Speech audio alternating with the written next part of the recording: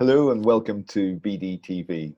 Thank you for joining us on what is due to be the hottest day of the year in the UK. I know people have sent pictures in from previous episodes, and they've been watching this from kitchen tables and from hammocks, and I'm sure there might be a few paddling pools and beach towels today as well. So thanks very much for coming along. It's the usual format. We're going to introduce our guests in a moment.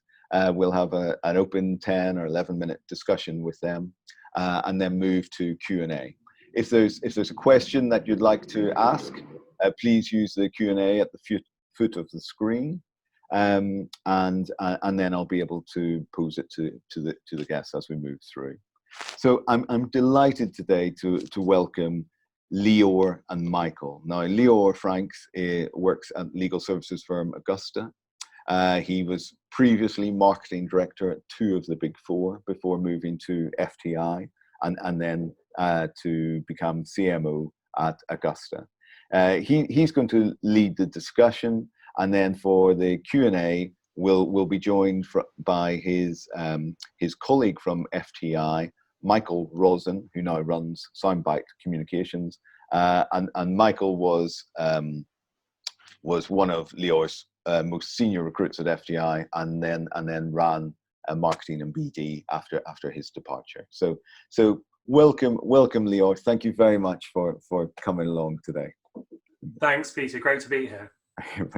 I'm going to start right. Each week we have a poll, and I'm going to lead with this today because you represent or work in an area of legal services that not everyone is completely au fait with. So I'd just like to get some sort of gauge as to where today's viewers are in terms of that. So I'm going to launch a poll straight away to ask simply that. And for those of you watching this on a recording, you won't be able to see it, so I'll explain.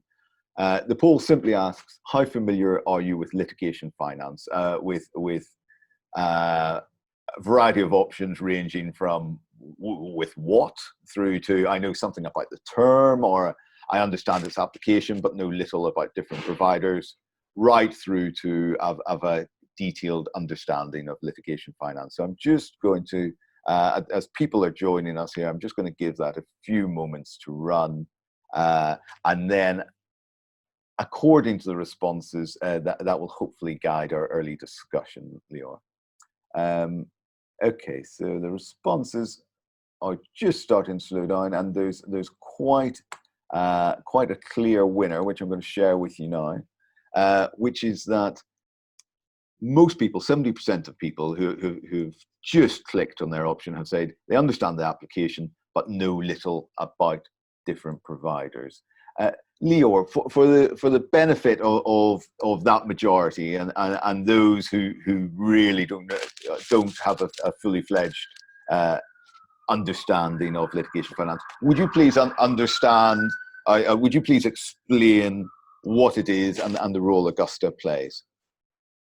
Thanks, Peter. Really interesting to see those results. There's been quite a change in, I think, the level of awareness to the industry over the last couple of years. So quite pleasing to see an increase in understanding. But to your request, just a brief overview of what we're all about and how the industry works. I mean, the fundamental purpose of litigation finance is enabling access to justice. And if I bring that to life with a commercial example that may unfortunately resonate for many of us, imagine that you are helping to run a large company. For this example, let's say you're the CEO of a medium to large company, and you've been trading well, but the pandemic has hit. And as a result of that, some of the partners in your supply chain have sort of derogated on their responsibilities. They failed to deliver what they're meant to. And you've tried valiantly to get them to do what they should do. But as a consequence of them failing to honor their commitments, you're in a difficult financial position. So you go to your law firm and ask for your help. And your legal advisor say, look, you've got a very strong claim. You've got an 80% chance of winning back what you've lost, and you'll probably recover around £10 million in your losses, which is a good amount to recover. But in order to support you with this claim, I need £1 million in legal fees to make this happen.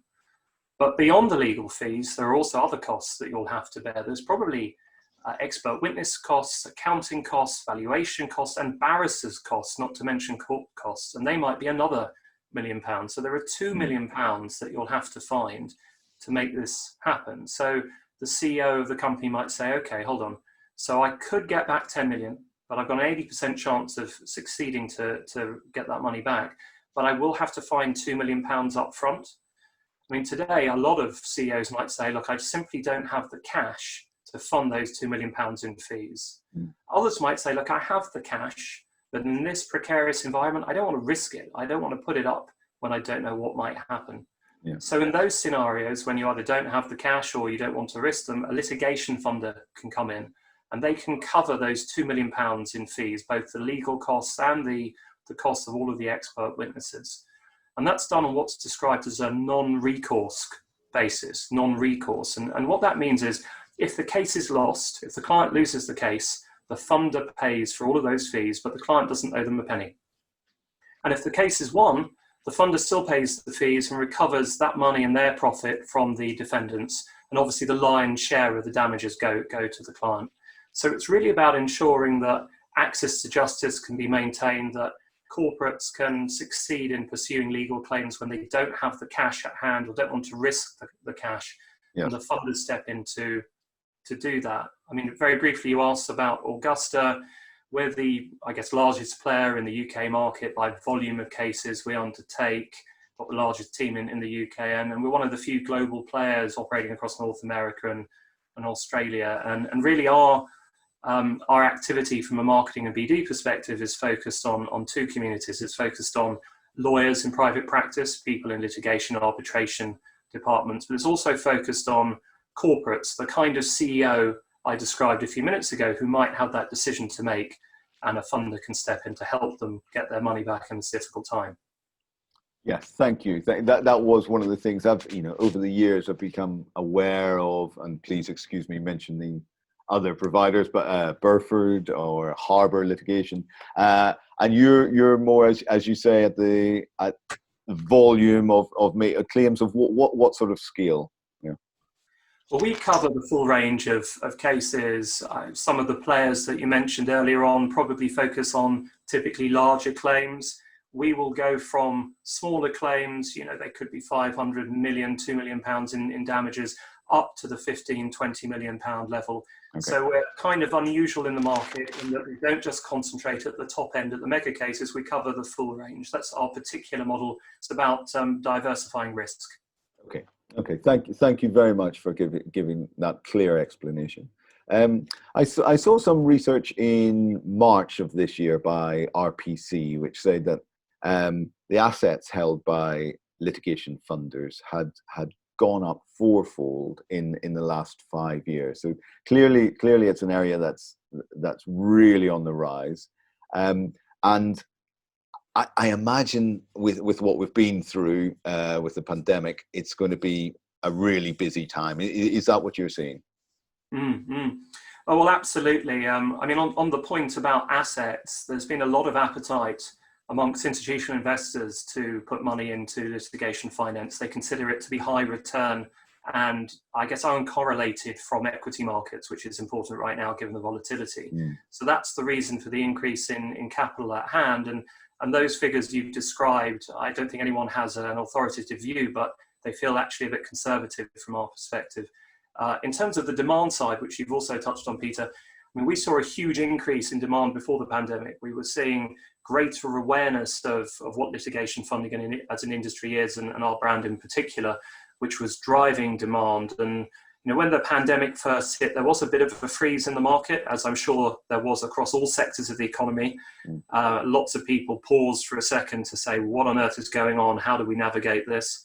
But as things have become clearer, and unfortunately as disputes have arisen, as contracts have unraveled, as corporates haven't been able to secure what they were expecting to, there's been a huge increase at the top of the sales funnel in terms of inquiries coming into us in terms of both law firms and their clients asking for help, which we're keen to provide if we can help get people out of a very difficult situation at this rather unprecedented time. Yes, thanks, Leo. And what are you? So the market's positive in that sense, but with some of the most influential BD and marketing people on the call here today listening. And I know one of the things they'll be keen to hear is, what are you doing? What levers are you pulling to try and drive that demand further? Yeah, really good question, Peter. I mean, I'll talk about what we do without perhaps giving away all the trade secrets, but I'll give an indication of some of the things that we do, which is probably in line with what many of my colleagues on the call do in their day job. For me, the focus has been content-led. I've been content focused throughout my career. I began life as a journalist 20 years ago, and in each of my subsequent roles, I've seen the value of content. So that's always at the center of what I do. And my colleague Michael, who's on the call later on, worked very closely with me at FTI on that. But in terms of specifically what we've been doing recently, for me, it's been really around increasing recognition and reputation in the market. I talk about something called the favorability journey, which is a planning tool, 4 stages: recognition, reputation, relationships, and revenue. And our view is that the stage of the journey that we need to focus on right now is the early stage, recognition and reputation. So the actions we've been taking have been concentrated at that end of the spectrum. To bring that to life, yep. 2 quick examples from 2 quick markets that we addressed, which I touched on earlier on. The first market being corporates, the kind of CEO who I used in my example a few minutes ago.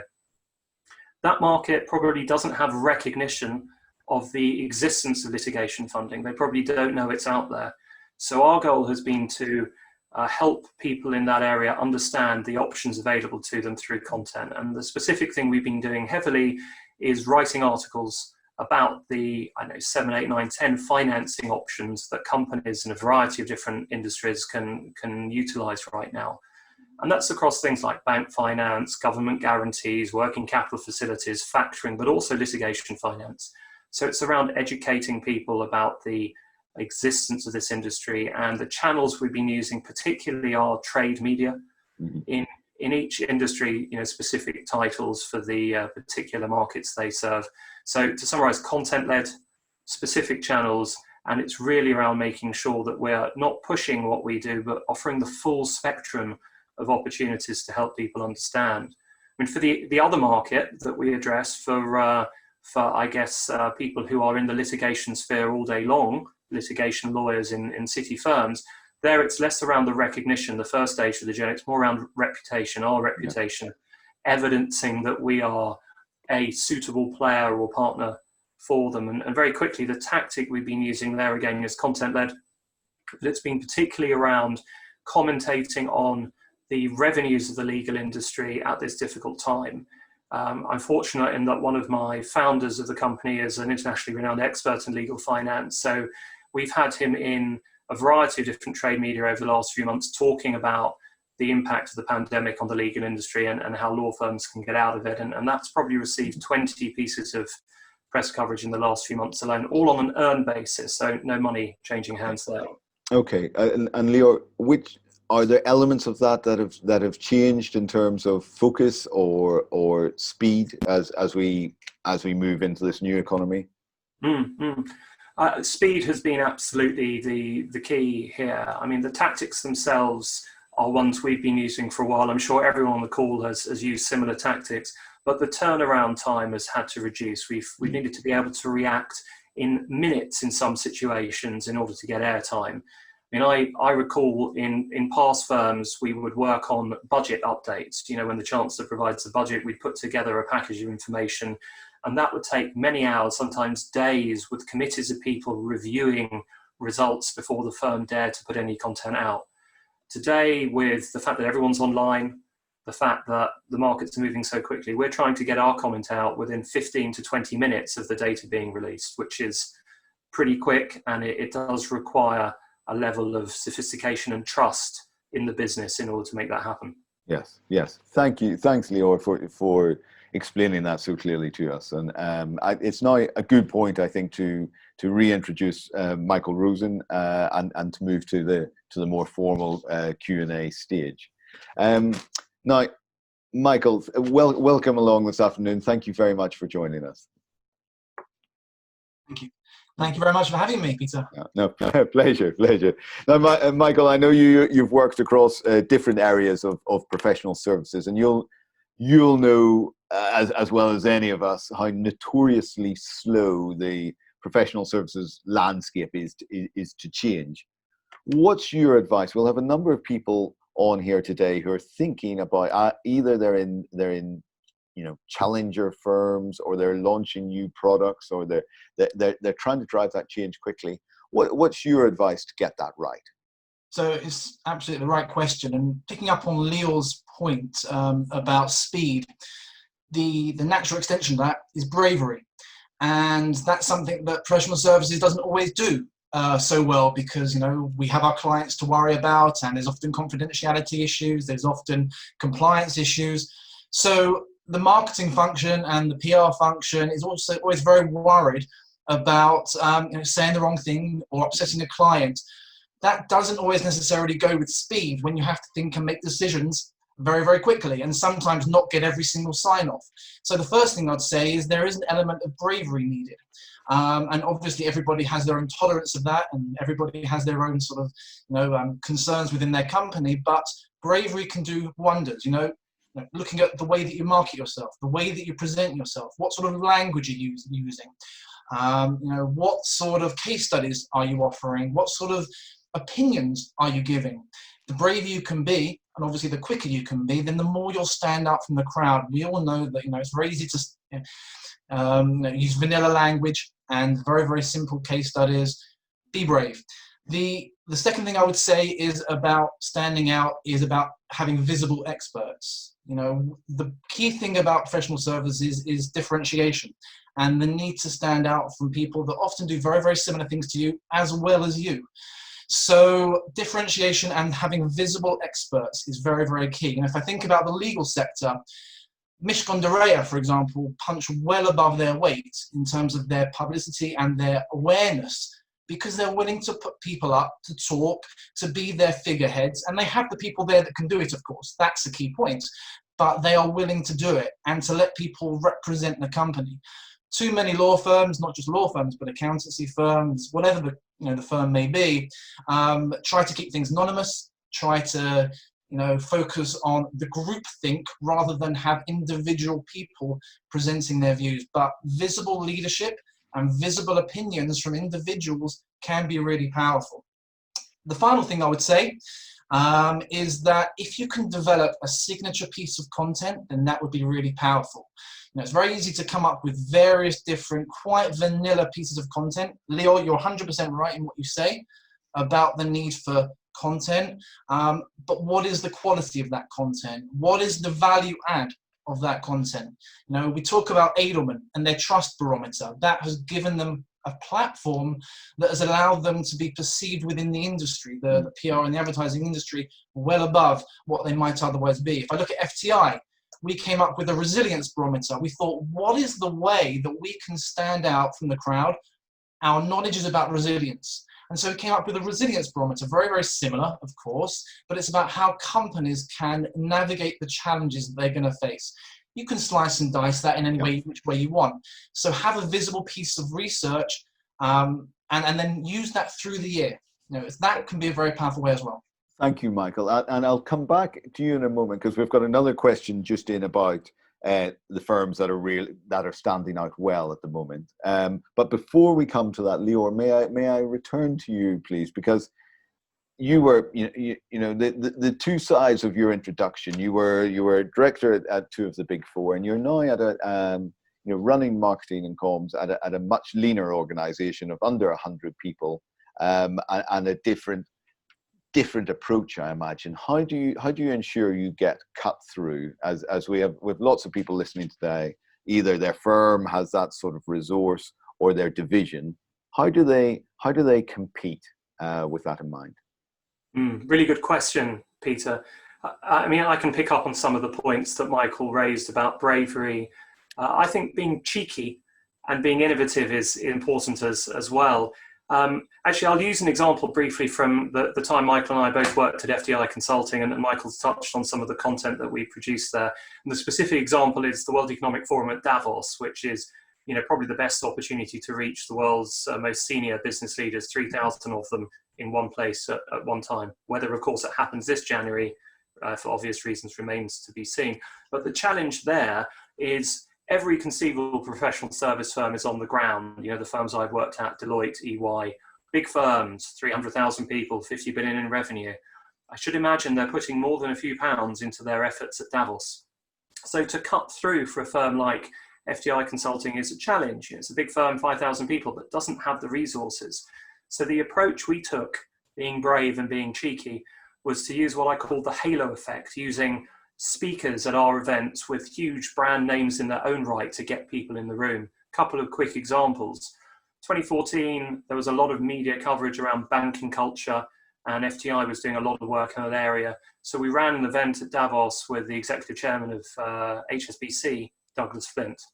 A huge name in his own right in the industry. We filled a room with the most senior clients we were trying to reach, including the global chairman of Deloitte, quite interestingly. And, we captured the brand halo, shall we say, of Douglas to burnish our own and to get people into a room. And another year, very briefly, we were talking about innovation and the internet, which was one of the service offerings FTI wanted to show we were credible around. So we invited Tim Berners-Lee, the creator of the internet, to be our keynote speaker. And using those individuals, not on a paid basis, of course, allowed us to reach elements, members of the Davos audience that we probably couldn't get to in our own right. So it's the halo of individuals being cheeky to burnish your own that sometimes is necessary. Yeah, thank you, Leor. No, I'm very conscious of time, and I promise to let people get back to their ice creams in a couple of minutes. But just before we do, Michael, any firms? We asked earlier for examples, and you started to touch on a couple. Any firms that you can credit at the moment of really navigating this well? Yeah, absolutely. I think that Knight Frank in the property consultancy sector have really come out of the blocks very, very quickly over the past couple of weeks. And if you read the Times or the Telegraph, you'll see 4-page adverts. Their partners in property slogan has really cut through in terms of trying to get back into the market and showing that they're open for business.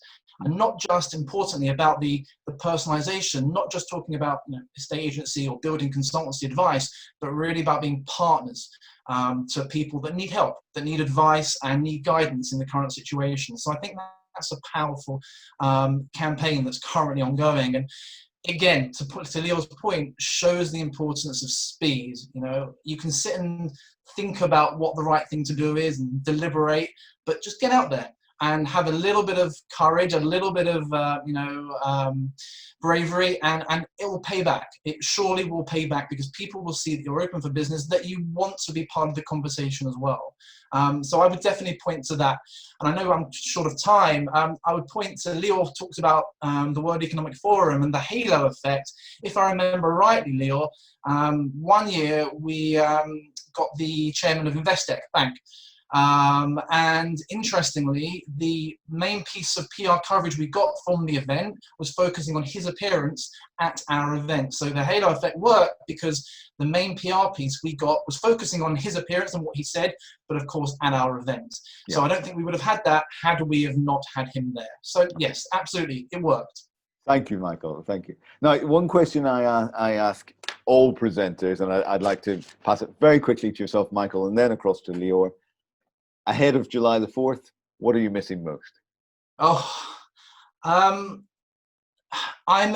missing the sense of normality.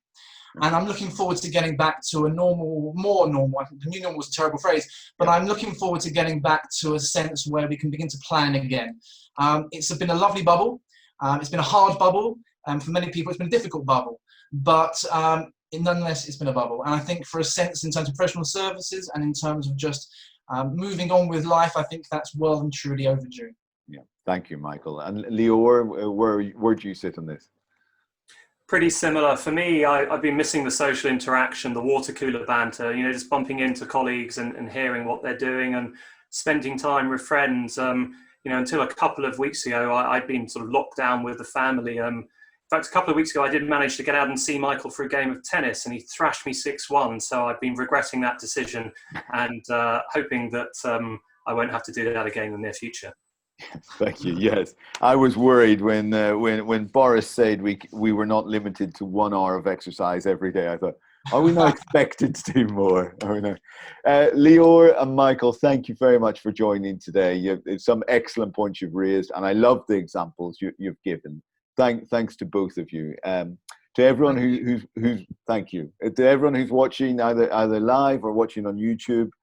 Please join us next Thursday at 2 p.m. when we have Jamie Wallace from DLA talking about radical change. Thanks very much and good afternoon. Thank you. Thank you very much.